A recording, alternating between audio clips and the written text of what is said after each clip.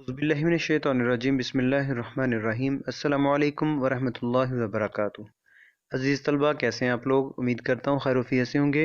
आप आए हैं मेरे चैनल लर्नर्स, इन पे मेरे साथ रहिएगा। आज की इस वीडियो में हम 9th क्लास की फ़िज़िक्स का चैप्टर नंबर 4 फोर्सेस का घुमाने का असर यानी टार्क, उसके हवाले से बात करेंगे। उसके न्यूमेरिकल सॉल्व करेंगे।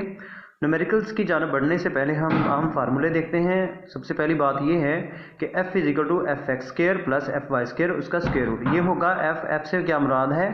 ये फोर्स है, ठीक है, यानी मिकदार है, अद्दी कीमत है, मैग्नीट्यूड है फोर्स की जो आप फाइंड आउट करना चाह रहे हैं। एफ एक्स का स्क्र प्लस एफ वाई का स्क्र। यहाँ पे एफ एक्स जो है ये एक्स कंपोनेंट है फोर्स का और ये एफ वाई वाई कंपोनेंट है फोर्स का। इन दोनों का स्क्वायर लेके उसको ऐड करके उसका स्क्वायर रूट ले लेंगे तो आपके पास फोर्स की मैग्नीट्यूड निकल आएगी। Is equal to theta tan inverse f y बटा एफ एक्स। ये कैसे है? आप जानते हैं कि tan theta is equal to vertical component of the force over horizontal component of the force, यानी अमूदी कंपोनेंट और उसके बाद उफकी कंपोनेंट। तो टेन को जब दूसरी तरफ लेके जाएंगे तो टेन इनवर्स हो जाएगा। तो एफ वाई बटा f x is equal to theta. ये डायरेक्शन फाइंड आउट करने के लिए टार्क होता है आर क्रॉस एफ। तो यहाँ पे एफ क्या है? फोर्स होगी, और आर क्या है? जहाँ पे आप फोर्स लगा रहे हैं और एक्सेस ऑफ रोटेशन, उन दोनों के दरमियान जो फासला होगा उसको हम आर के साथ रिप्रेजेंट कर रहे हैं। तो टार्क का फार्मूला क्या है जी? R cross F. इक्विलिब्रियम की हालतें क्या हैं, कंडीशंस के किसी जिस्म के ऊपर जितनी भी एफ एक्स फोर्सेस लग रही हों, यानी हॉरिजॉन्टल फोर्सेस जितनी भी लग रही हों और वर्टिकल जितनी भी फोर्सेस लग रही हों, वो जीरो के बराबर होनी चाहिए। यानी जितनी भी फोर्सेस है ना, उन सभी का मजमुआ sigma summation of all forces must be equal to zero. Then the torque one is equal to torque two is equal to zero. मतलब क्या है कि torque one clockwise torque, anti clockwise torque, ये दोनों किसके बराबर होगा? जीरो के बराबर। यानी जितने भी टार्क लग रहा है वो सारा किसके बराबर होगा? जीरो के। एफ एक्स क्या है कि फोर्स का उफकी कंपोनेंट होता है, उफकी से मुराद horizontal component of the force. F is equal to cos theta और एफ वाई बराबर एफ साइन थीटा। जैसे ये देखिए हमारे पास यहाँ पे ये फोर्स है, ठीक है, ये फोर्स है जो ब्लू लाइन के साथ यहाँ पे रिप्रेजेंट की गई है, और यहाँ पे ये वाली जो रेड कलर की लाइन है ये एफ कॉस थीटा है। इस फोर्स का एक्स कंपोनेंट है ये वाला, ठीक है, और ये वाला जो है ये वर्टिकल कंपोनेंट है इसी फोर्स का। इस फोर्स का ये वाला वर्टिकल कंपोनेंट है और ये वाला हॉरिजॉन्टल कंपोनेंट है। तो हॉरिजॉन्टल कंपोनेंट यानी उफकी कंपोनेंट जो है उसको हम एफ कॉस थीटा के साथ रिप्रेजेंट करते हैं, और जो दूसरा वर्टिकल कंपोनेंट है उसको हम एफ साइन थीटा के साथ रिप्रेजेंट करेंगे। रिजॉल्विंग फोर्सेस मतलब एक सिंगल फोर्स होगी, उसको आप रिजॉल्व कर सकते हैं टू कंपोनेंट्स में। वो कंपोनेंट्स कौन से होंगे? Vertical component. मतलब जब यहाँ पे एक टॉय होगा उसको आप कोई फोर्स लगाते हैं तो वो आगे की जानब भी जाएगा और ऊपर की जानब भी उसको कुव्वत लगेगी। तो जो इस तरफ कुव्वत लगेगी उसको हम एफ कॉस थीटा लिखते हैं और इस वाली को एफ साइन थीटा। इसी एफ को उठा के आप यहाँ पे भी लिख सकते हैं। जो वेक्टर जो होते हैं उनकी जगह चेंज कर सकते हैं लेकिन उनकी डायरेक्शन चेंज नहीं कर सकते। यानी इस वेक्टर को उठा के आप जहाँ मर्जी रख दें, नीचे रख दें, इधर उधर, लेकिन उसकी डायरेक्शन ऐसे ही रहेगी, ठीक है। इसको उठा के एफ को यहाँ पे आप लिख सकते हैं, ठीक है। तो horizontal component of the force is equal to f x is equal to f cos theta and vertical component of the force is f sine theta. ये जो एक पाना है, स्पिनर है, इसके ऊपर आप फोर्स लगा रहे हैं यहाँ पे इस जगह पे। तो ये फोर्स लग रही है यहाँ पे, इसको एफ के साथ रिप्रेजेंट किया जाएगा, और जहाँ पे आप कुव्वत लगा रहे हैं, ठीक है, line of action of the force, और यहाँ से ये पाइवट यानी एक्सेस ऑफ रोटेशन, इन दोनों के दरमियान जो वर्टिकल डिस्टेंस होता है उसको आप आर के साथ रिप्रेजेंट करते हैं या एल के साथ लिखते हैं उसको। तो टार्क जो होता है घुमाने का असर, ठीक है, जो टर्निंग इफेक्ट होता है वो होता है टार्क बराबर है एफ क्रॉस एल या एफ क्रॉस आर। ये फोर्स और यहाँ से यहाँ तक का फासला, यहाँ से यहाँ तक का फासला आर, और ये वाली जो फोर्स यहाँ पे लग रही है ये वाली, तो इन दोनों के हासिल ज़रब को हम क्या कहते हैं? इसको हम टॉर्क बोलते हैं। और घुमाने का असर जो होता है वो आप इंक्रीज और डिक्रीज कर सकते हैं। किस लिहाज से? आप फोर्स कम लगाएंगे तो कम घुमाने का असर होगा, यानी टार्क कम होगा। अगर आप ज़्यादा फोर्स लगाएंगे तो ज़्यादा असर होगा। एक चीज़ दूसरी बात ये होती है कि यहाँ से ये पाइवट से लेकर यानी एक्सेस और रोटेशन से लेकर ये जो line of action of force है इन दोनों के दरमियान जो वर्टिकल डिस्टेंस है इसके ऊपर भी डिपेंड करता है। अगर यहाँ से आप कुवर लगाते हैं आपकी ताकत ज़्यादा लगेगी, ठीक है ना, तो यानी टर्निंग इफेक्ट कम होगा, तो आप अपनी फोर्स का ज़्यादा से ज़्यादा यूटिलाइज़ करें। तो वो कैसे हो सकता है, कैसे मुमकिन है कि आप जितना ज़्यादा इस एक्सिस और रोटेशन से दूर होते जाएंगे, दूर कुवर लगाएंगे, किसी ऐसे मुकाम पे कुवर लगाते हैं, ऐसे पॉइंट पे जहाँ पे जो आर की जो वैल्यू है वो मैक्सिमम है। यानी कि यहाँ से देखें, यहाँ से यहाँ तक अगर समझे कि 5 सेंटीमीटर है, तो यहाँ से लेके यहाँ तक अगर 10 सेंटीमीटर है तो आपके घुमाने का असर ज़्यादा हो जाएगा, यानी टार्क ज़्यादा हो जाएगा। इट मीन्स टार्क जो है इसके ऊपर भी डिपेंड करता है कि आप एक्सिस और रोटेशन से कितनी दूर कुवर लगा रहे हैं, ठीक है जी। तो जितना ज़्यादा आर होगा, जितनी ज़्यादा लेंथ होगी, उतना ज़्यादा टर्निंग इफेक्ट होगा। इसके साथ साथ मैं एक और चीज़ का जिक्र करता चलूँ कि ये एक हमारे पास मस्तवी है, एक्स वाई कोऑर्डिनेट है। यहाँ पे राइट साइड की जानब एक्स एक्सिस पॉजिटिव लिया जाता है और लेफ़्ट साइड पे एक्स एक्सिस नेगेटिव लिया जाता है, और ऊपर की जानब वाई एक्सिस पॉजिटिव लिया जाता है और नीचे की जानब वाई एक्सिस नेगेटिव लिया जाता है। तो ये पहला क्वाड्रेंट है, सेकंड है, थर्ड है एंड फोर्थ है। ये पहला रबा, दूसरा रबा, तीसरा रबा और ये चौथा रबा है, ठीक है जी। तो इस लिहाज से आपने याद करना है। और ऊपर वाली साइड पे ये जहाँ पे माउस फिर रहा है आप देख रहे हैं, ये दो जो पहला और दूसरा, यहाँ पे साइन पॉजिटिव होता है, और ये वाला पहला और ये जो चौथा है इसमें कॉस पॉजिटिव होता है, बाकियों में दोनों नेगेटिव होंगे। दोबारा से सुन लीजिए कि ये जो लाइन है ना, ये लाइन इससे ऊपर ऊपर साइन पॉजिटिव होता है, यानी यहाँ पे और यहाँ पे नेगेटिव होगा। पहले में, दूसरे में पॉजिटिव और तीसरे और चौथे में नेगेटिव। पहले में और चौथे में कॉस पॉजिटिव, यानी ये जो लाइन है ना वर्टिकल लाइन, इससे राइट साइड पे ये वाली साइड यानी पहला रबा और चौथा रबा यहाँ पे कॉस पॉजिटिव, और ये जो तीसरा रबा है और ये दूसरा रबा है, इसमें दूसरे में और तीसरे क्वाड्रेंट में ये नेगेटिव होता है। जैसे आपके पास ये पॉइंट्स हैं, मतलब 0 और 2 है, तो एक्स एक्सिस पे क्या होगा 0, यानी इस लाइन के ऊपर एक्स एक्सिस 0 होता है और इस लाइन के ऊपर वाई एक्सिस जो है वो 0 होता है। वाई एक्सिस नेगेटिव यहाँ पे होगा और पॉजिटिव यहाँ पे होगा। ये देख लेना, ये मतलब पहला जो इसका पहला पॉइंट होगा।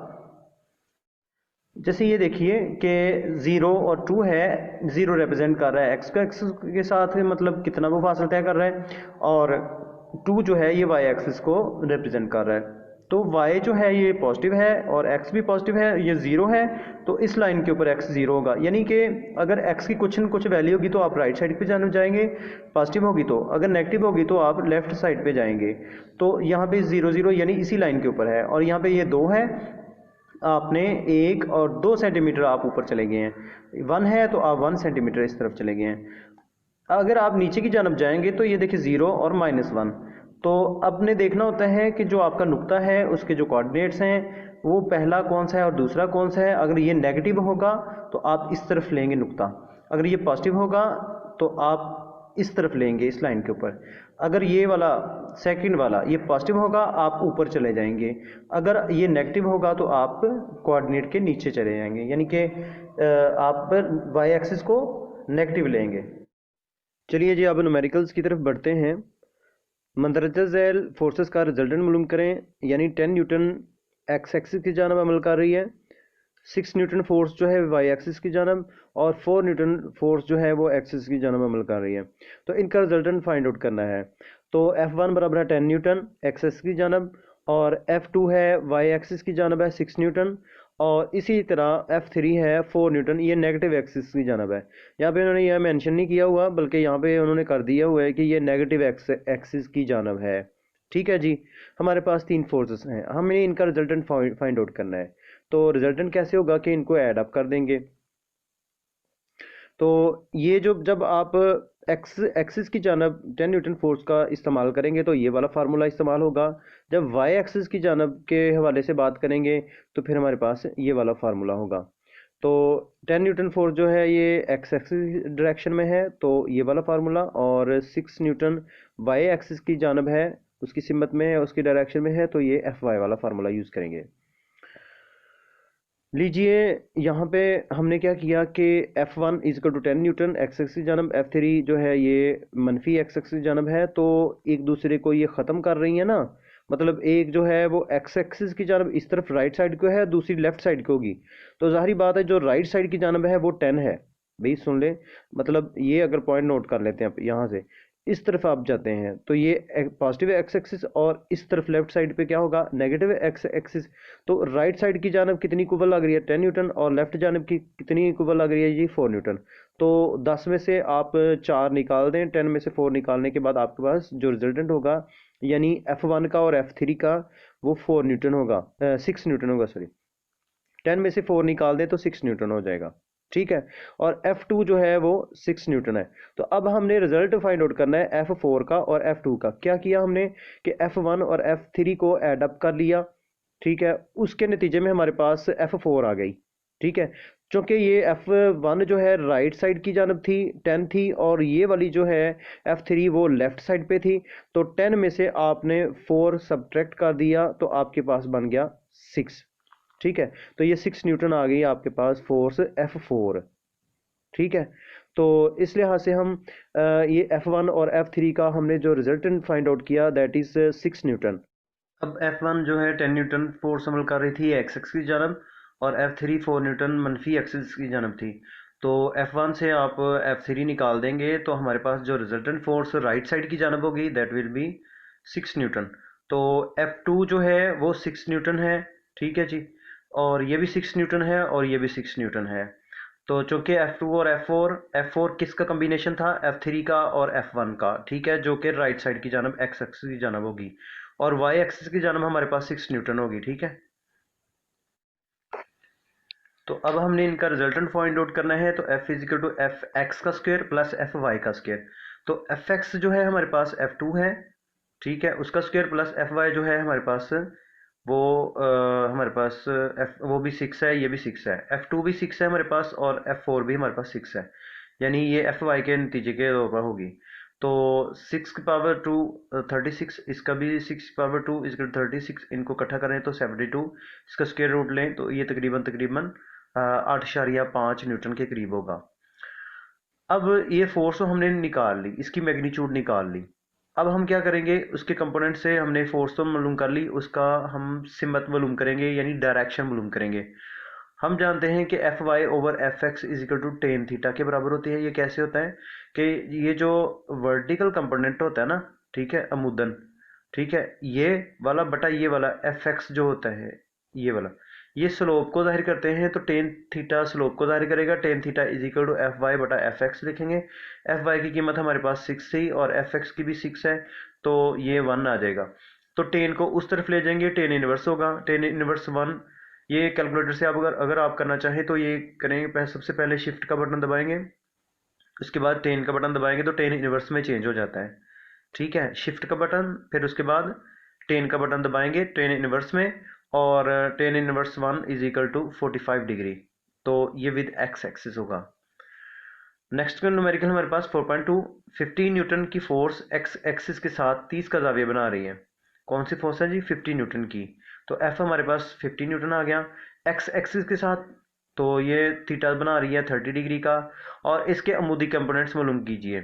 तो हमने क्या करना है, एफ एक्स बराबर एफ वाई का, एफ एक्स बराबर एफ कॉस थीटा, और उसके साथ एफ वाई बराबर है एफ साइन थीटा, ये हम फाइंड आउट करेंगे। तो देखिए कि हमने एफ एक्स फाइंड आउट करना है, एफ वाई फाइंड आउट करना है। तो f x equal to f cos theta होगा। तो एफ की जगह कितनी है उसकी कीमत 50, वो 50 दर्ज कर देंगे। कॉस की जगह कॉस, और जो थीटा है ना, थीटा इसकी कीमत क्या है हमारे पास 30। यहाँ पे ये देखिए 30 कीमत दी हुई है, वो 30 दर्ज कर देंगे। कैलकुलेटर से आप कॉस 30 करें तो 0.866 आ जाएगा। ठीक है जी। या आप टेबल से भी आप कीमत लिख सकते हैं इसकी। अच्छा जी, उसके साथ हमने इसको हमने 50 के साथ मल्टीप्लाई कर लिया, ये 43.3 न्यूटन आ गया। ये एफ एक्स आ गया, और एफ वाई हमारे पास क्या होगा कि एफ साइन थीटा। तो एफ की जगह 50 और साइन की जगह साइन, और थीटा की जगह 30। साइन 30 इज इक्वल टू 1/2, यानी कि 0.2। टेबल के ऊपर देखेंगे ना तो 1/2 होगी। कैलकुलेटर से आप करेंगे तो साइन 30 लिखेंगे तो 0.5 आ जाएगा। 0.5 को 50 के साथ मल्टीप्लाई करें तो 25 5 न्यूटन आ जाएगा। यानी कि इसका आप ये डेसिमल जो पॉइंट है इसको ख़त्म करेंगे ना, तो नीचे 10 आ जाएगा। 10 को 50 के साथ कैंसिल आउट करें तो 5 बचेगा, 5 को 5 के साथ मल्टीप्लाई करें 25 न्यूटन आ जाएगा आपके पास। बहुत ही आसान है। यानी कि आपने क्या करना है, अमूदी कंपोनेंट्स यानी वर्टिकल कंपोनेंट्स।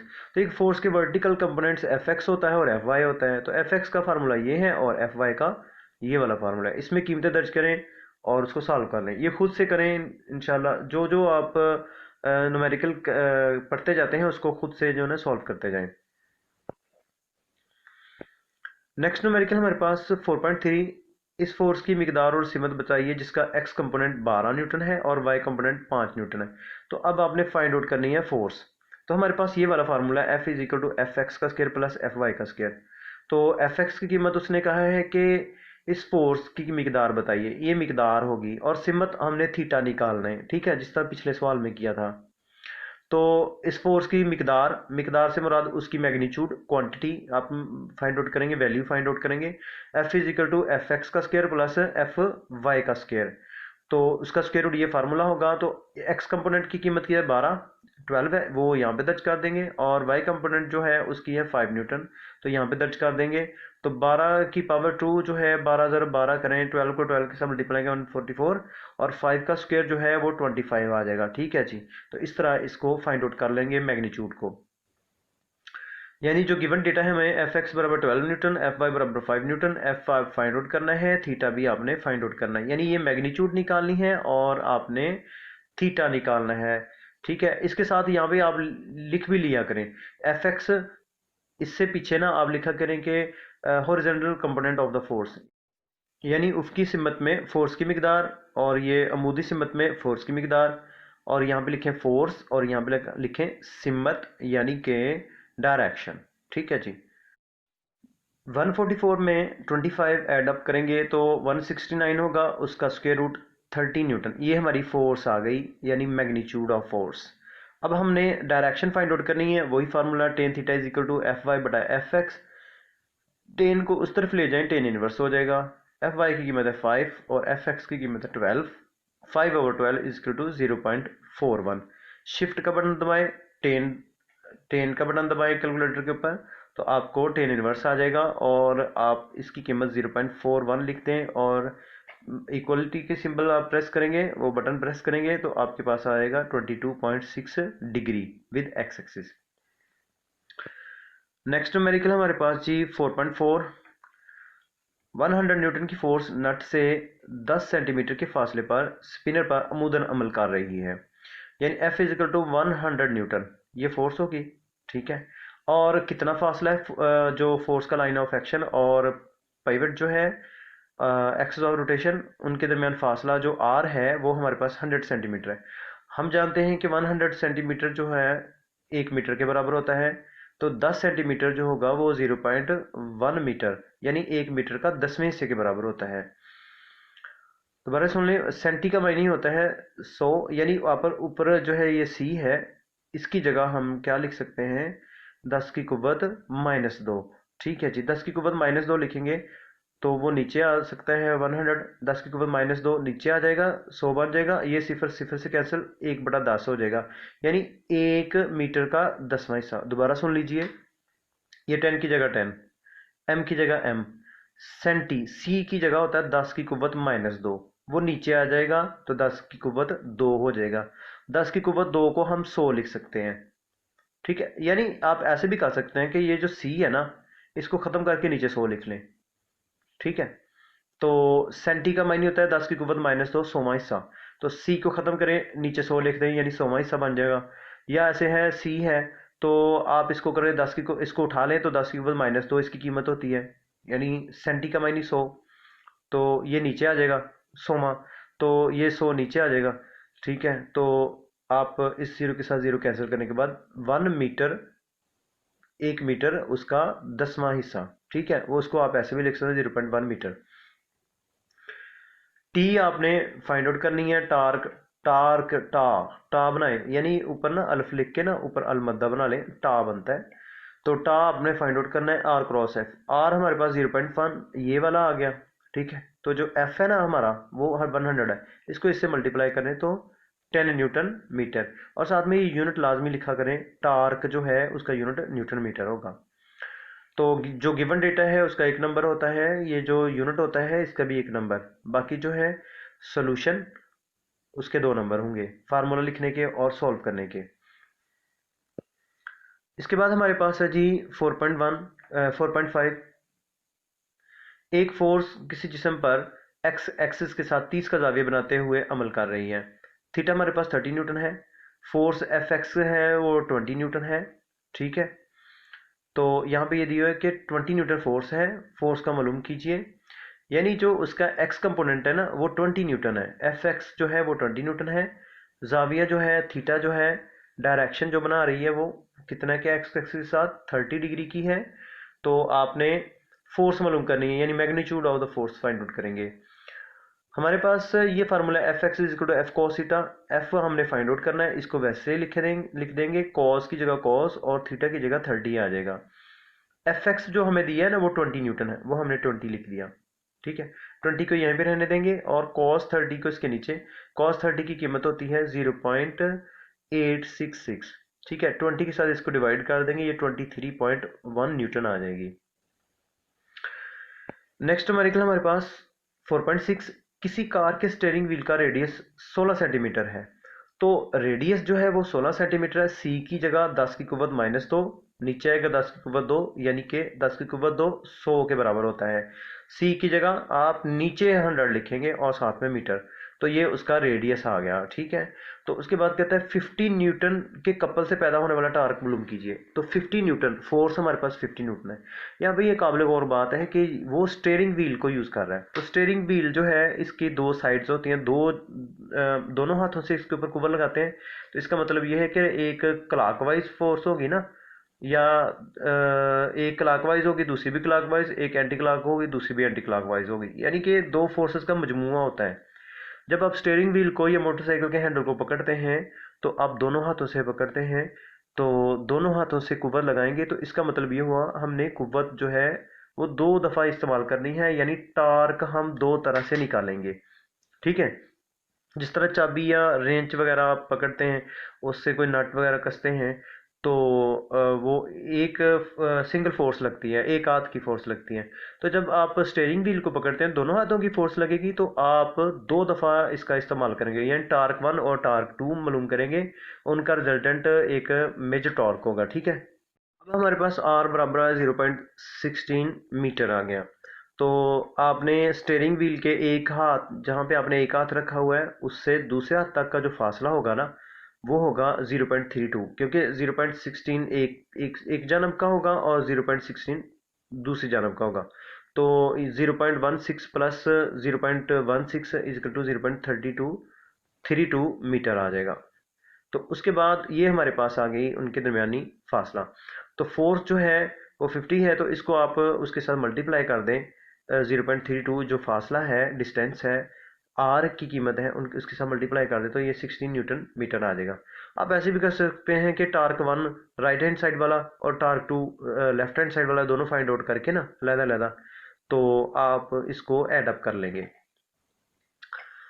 4.7 है, एक पिक्चर फ्रेम 2 अमूदी डोरियों से लटक रहा है, डोरियों में टेंशन 3.8 न्यूटन और 4.4 न्यूटन है, पिक्चर का वजन मालूम कीजिए। देखिए इस सवाल को कि अगर पिक्चर लटकी हुई है तो उसको क्या है, 2 डोरियां बांधी हुई हैं, यानी जैसे आप घरों में ना सीनरी वगैरह या इस तरह कोई भी पिक्चर लटका देते हैं तो उसको 2 डोरियों से लटकाया हुआ है। ठीक है, अगर 2 डोरियों से लटकाया हुआ है ना, तो एक डोरी के ऊपर जो कुव्वत लग रही है उसके ऊपर 3.8 है और दूसरी के ऊपर 4.4 है। ठीक है, इतने न्यूटन फोर्स अमल कर रही है ऊपर की जानब टेंशन। तो T1 एक डोरी के ऊपर 3.8 न्यूटन और T2 दूसरी डोरी के ऊपर 4.4 न्यूटन। तो वज़न हमने फाइंड आउट करना है। जाहिर बात है कि जो जिस्म एक जगह पे खड़ा, तस्वीर ना ऊपर को जा रही होगी ना ही नीचे को, ठीक है, वो एक जगह पे खड़ी होगी। जब एक जगह पे खड़ी है तो उसका वज़न और ऊपर की जानब जो तनाव है रस्सियों में, यानी उसकी जो टेंशन है, जो ऊपर की जानब कुव्वत लग रही है, दोनों जो डोरियां हैं उनमें, तो वो ये दोनों बराबर होंगी, यानी T1 और प्लस T2 ये बराबर होगा W के। यानी जो वजन अमल कर रहा है वो बराबर होगा किसके, T1 प्लस T2 के। तो W को आप यहाँ से उठा के इस तरफ ले जाएं। दोबारा से सुनिए कि T1 प्लस T2 ऊपर की जानब जो कुव्वतें अमल कर रही हैं वो बराबर होंगी W के, ठीक है, वजन के नीचे की जानब जो अमल कर रहा है। क्योंकि अगर जिस्म नीचे की जानब जा रहा हो तो W में से हम T निकालते हैं, अगर जिस्म ऊपर की जानब जा रहा हो तो फिर हम क्या करते हैं, T में से W निकालते हैं। तो चूंकि जिस्म रुकी हुई सूरत में है तो आप T1 प्लस T2 करेंगे बराबर W के। तो W को इस तरफ ले आए, माइनस का हो जाएगा। T1 की कीमत हमारे पास 3.8 है, T2 की हमारे पास 4.4 है, तो ये W के बराबर, यानी कि ये वाला रिजल्टेंट यहाँ से आप स्टार्ट कर लें, T1 plus T2 is equal to W। तो T1 ऊपर की जानब अमल कर रही है, T2 भी ऊपर की जानब अमल कर रही है और W नीचे की जानब अमल कर रहा है। तो ये दोनों, जो कि तस्वीर जो है वो साकन हालत में है, स्टेशनरी फॉर्म में है, रुकी सूरत में है, तो इसलिए ये दोनों फोर्सेस जो हैं W और T1 प्लस T2 ऊपर को लगने वाली फोर्स और नीचे को लगने वाली फोर्स दोनों बराबर हो जाएंगी। ठीक है, तो इनको एड अप कर लीजिए और ये हो गया 8.2 न्यूटन, ये हमारा वजन हो गया। अब हमारे पास नेक्स्ट है जी 5 किलोग्राम और 3 किलोग्राम के दो ब्लॉक्स डोरियों से लटकाए गए हैं। ठीक है, तो हर डोरी में टेंशन मालूम करें। हमारे पास ये है कि एक 5 किलोग्राम का ब्लॉक होगा और एक 3 किलोग्राम का ब्लॉक होगा। ठीक है, तो M1 5 किलोग्राम है, M2 जो है वो 3 किलोग्राम है। T1 आपने फाइंड आउट करनी है और उसके बाद T2 फाइंड आउट करेंगे। T1 जब आप फाइंड आउट करेंगे तो वो W1 प्लस W2 दोनों अजसाम का जो वजन होगा वो इसके ऊपर लगेगा, यानी M1G प्लस M2G। ठीक है, W जो है इसका फार्मूला, W बराबर है वजन M1G के बराबर है और M2 M2G के बराबर होगा। तो G जो है ये कॉमन निकाल लें, M1 प्लस M2, तो 5 प्लस 3 और G की कीमत जो है वो 10 होती है। इसको 5 और 3 8 हो जाएगा, 8 को 10 से मल्टीप्लाई करें तो T1 जो है वो ये 80 न्यूटन फोर्स अमल करेगी। ठीक है, मैं आपको अभी पिक्चर से दिखाता हूँ। तो उसके बाद हमारे पास T2 होगा, वो W2 होगा। T2 जो है वो M2G होगा। M2 की कीमत हमारे पास जो है वो 3 है। 3 को आपने G के साथ 10 के साथ मल्टीप्लाई करें वो 30 आ जाएगा। यहाँ पे ये देखिए कि जब आप T2 फाइंड आउट करेंगे ना, तो इस डोरी के ऊपर, ये जो डोरी ऊपर की जानब अमल कर रही है इसकी फोर्स और वजन इसका नीचे की जानब है, तो ये 3 इस्तेमाल होगा। T2 फाइंड आउट करने में हम सिर्फ और सिर्फ ये इस्तेमाल करेंगे, ये 3 है और उसके साथ ये वाला जो टेंशन T है 3 किलोग्राम है, तो mg इस ये 30 किलोग्राम हो जाएगा इसका वजन। तो टेंशन जो होगी वो 30 किलोग्राम के बराबर हो जाएगी। जब आप T1 मालूम करेंगे ना, ठीक है, तो इसमें 5 है। ठीक है, 5 किलोग्राम प्लस ये वाला, नीचे हमारे पास वजन कितना बना था 30, ऊपर वाला वजन फाइंड आउट करें। T बराबर है ये 5 mg। ठीक है, 5 किलोग्राम है तो W बराबर होगा 5 क्रॉस G। ठीक है, तो G जो होगा वो 10 होगा, 5 को 10 के साथ मल्टीप्लाई करें 50 आ जाएगा। इसका वजन कितना आ गया 50, 5 किलोग्राम का है। ठीक है, इसका मास 5 किलोग्राम है, इसका वजन फाइंड आउट करना है। W बराबर mg, m की जगह 5 और G की जगह 10, 5 10 पर 50, यानी इसका वजन आ गया 50। तो टेंशन जो है वो वजन के बराबर होगी, क्योंकि ये जो टेंशन ऊपर की जानब अमल कर रही है और वजन नीचे की जानब अमल कर रहा है, तो दोनों एक दूसरे के बराबर हैं। तो वजन जो है वो टेंशन के बराबर हो जाएगा। तो ये जो टेंशन होगी वो 50 न्यूटन की होगी और प्लस ये वाली भी ऐड होगी 30 न्यूटन। यानी इस रस्सी के ऊपर ना जो कुव्वत अमल कर रही है इसका भी वजन है और इसका भी वजन, इसका वजन है 50 न्यूटन, इसका वजन है जी 30 न्यूटन। तो इस T1 को हम जब फाइंड आउट करेंगे तो वो कितना हो जाएगा 80 न्यूटन, और इस T2 को जब हम फाइंड आउट करेंगे तो वो एक ही, यानी कि इसके नीचे सिर्फ एक ब्लॉक है, तो वो है हमारे पास 3 किलोग्राम का, और इसका जो वजन बनेगा वो 30 न्यूटन होगा। तो T2 हमारे पास 30 न्यूटन आएगा रिजल्ट, और जो T1 होगा वो हमारे पास 50 प्लस 30 80 न्यूटन आएगा। यानी T1 जो होगा वो W1 प्लस W2 और T2 जो होगा वो just W2। T2 is equal to 3 cross 10 30 newton. 4.9 है। एक नट 10 सेंटीमीटर लंबा है। तो आपने क्या किया, स्पिनर को इस्तेमाल करके 200 न्यूटन की फोर्स से उसे कस दिया गया है। इसे 150 न्यूटन की फोर्स से ढीला करने के लिए कितना लंबा स्पिनर दरकार होगा। F1 कितना है 200 न्यूटन, L1 कितना है 10 सेंटीमीटर, C की जगह 10 की कुवत -2, यानी सी की जगह 1/100 लिखें, 10 को 100 के साथ कैंसिल करें तो नीचे 10 आ जाएगा, यानी उसको आप लिख सकते हैं 0.1 मीटर। F2 जो है वो 150 न्यूटन है। ठीक है, F2 कितना है? 150 न्यूटन कि यानी कि अब एक नट है, उसको आपने स्पिनर को इस्तेमाल किया। स्पिनर कितना था? 10 सेंटीमीटर लंबा। ठीक है, फोर्स कितनी लगी है जी? 200 न्यूटन कस दिया।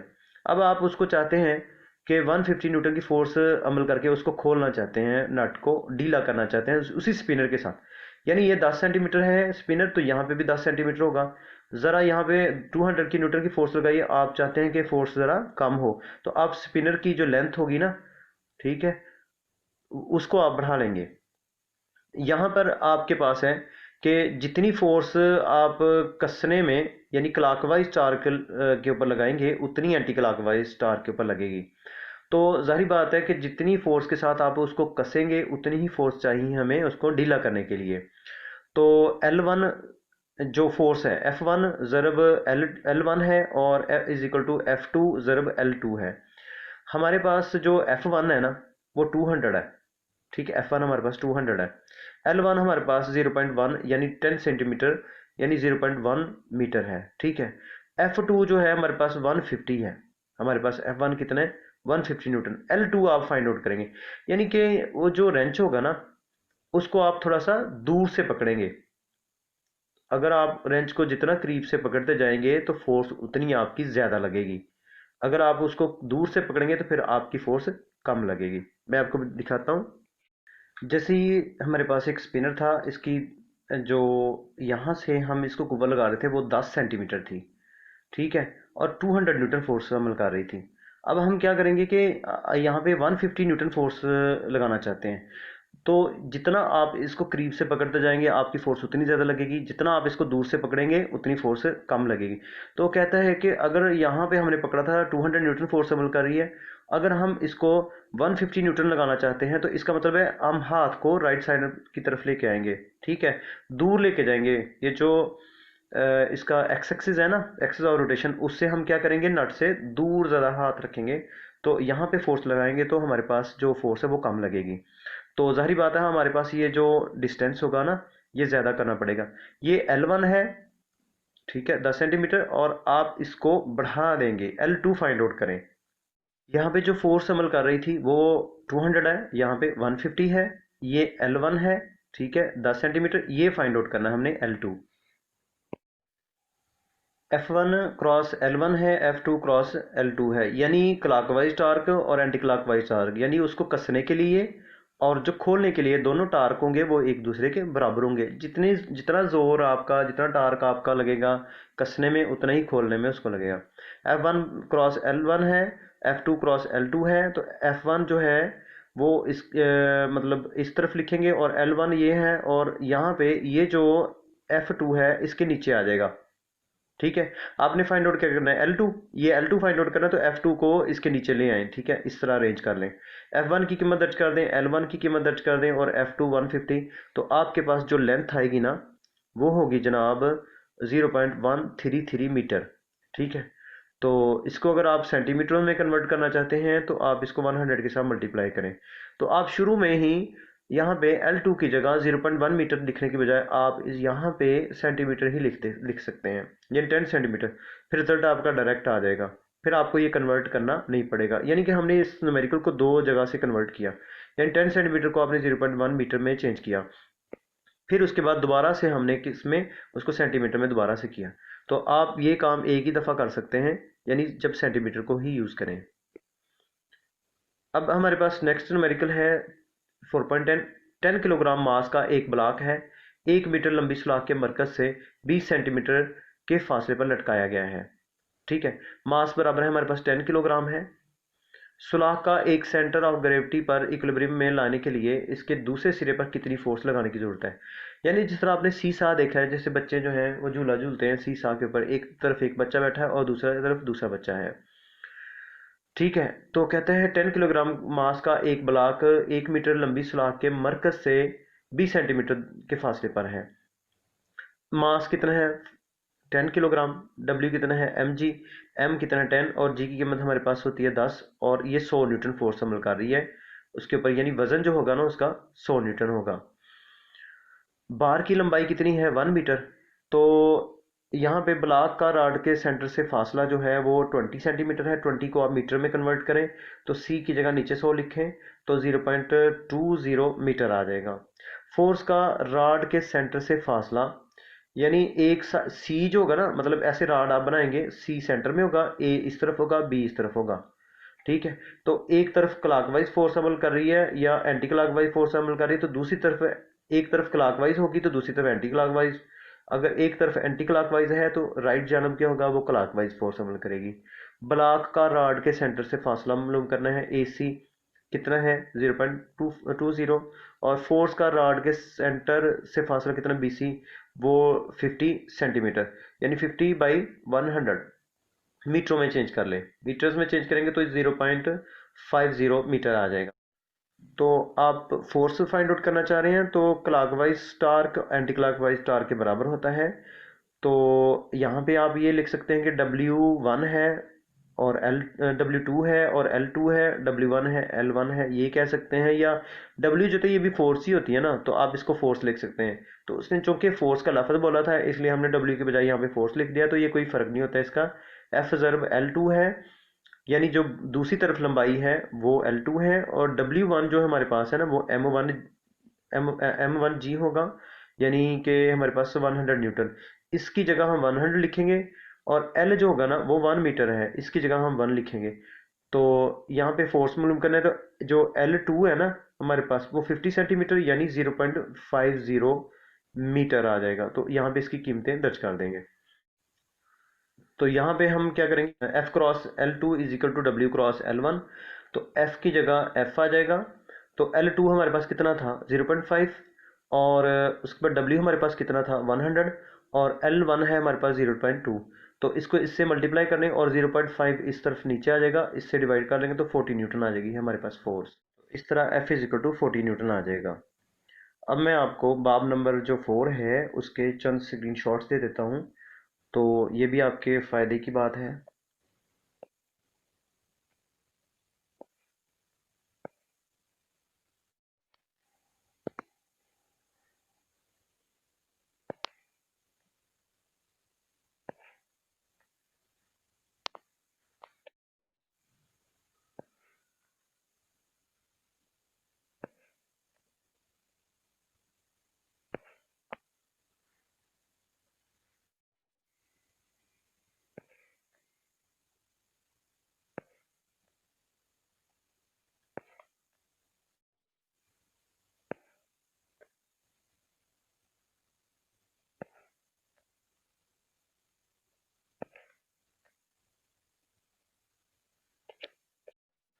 उम्मीद करता हूँ आप लोगों को इस वीडियो से फ़ायदा हुआ होगा। दुआ में याद रखिए। अल्लाह हाफिज़। अस्सलामु अलैकुम वरहमतुल्लाहि वबरकातुहू।